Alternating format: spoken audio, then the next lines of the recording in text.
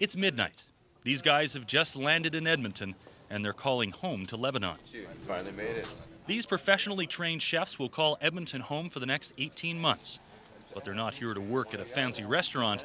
They'll be cooking at Smitty's. We'd like to see them to be working within probably 72 hours. The guys are tired and a little disoriented. They've been traveling for 26 hours to get here, and Mustafa Hodib has a new problem. His bags have been lost. Last time I saw them in Beirut when they went from the airport. All the luggages, bags of my friends are here instead of me.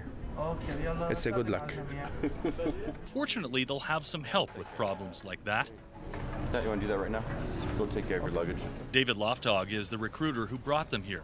Over the next few days, he'll set them up with an apartment, take them shopping, and help them get all the documents they'll need to work here. He's a busy man. My phone rings more and more every day. It's a matter of employers here just cannot find Canadian staff to take up the jobs that they need filled, so they have no other options but to go overseas to find qualified staff to bring in. Here is what the new Lebanese workers have left behind: a Mediterranean climate, the sun, and the sea. Lebanon is a very beautiful country. They also left this behind. A war with Israel in the summer, followed by more unrest between Lebanon's many Christian and Muslim factions. I worked before war, but since the last war, I didn't find any jobs anymore. Over the next few days, Loftog will help these guys put that behind them and adjust to life in their new home. Is here in Edmonton get summer? Summer?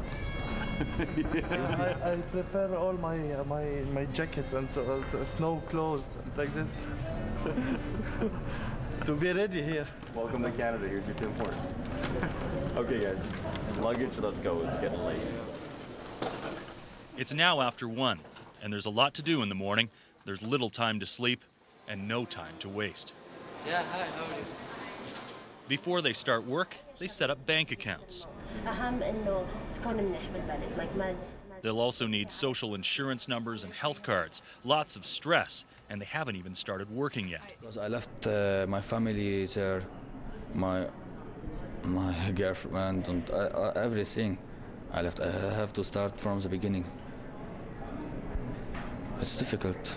But standing in their empty apartment, these guys put together a grocery list. And meat and vegetables. We need everything. It's an empty refrigerator.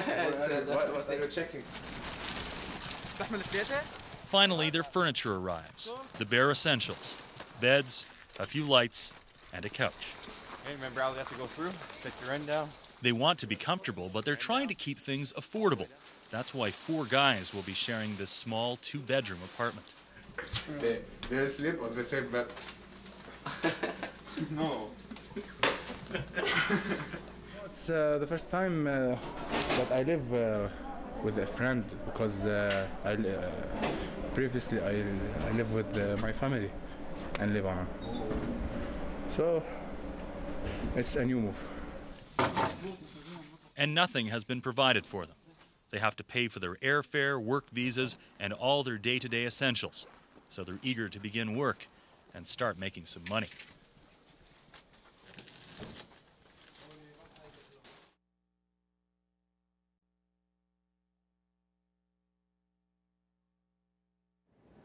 Last night we told you about 4 men who came halfway around the world from the sunny Middle East to Edmonton to work at a Smitty's restaurant. There's been paperwork, lost luggage, and the question, does Edmonton ever get summer? Well, tonight the 4 men face some new challenges, and David Giroux is here to tell us more. David. Thanks, Portia. When we left our 4 last night, they had just moved into their new apartment. 4 guys crammed into a 2-bedroom suite. Well, tonight they get down to work, and we join them for their first day on the job. After a 24-hour flight of getting here, now we make you sit for another 6 or 8 hours before we get you to work. It's been a long weekend, setting up house, shopping, and adjusting to life in Edmonton.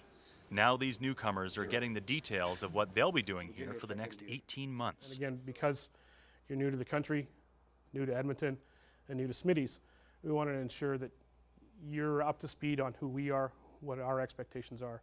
Ultimately, these guys are expected to save Smitty's from having to close restaurants.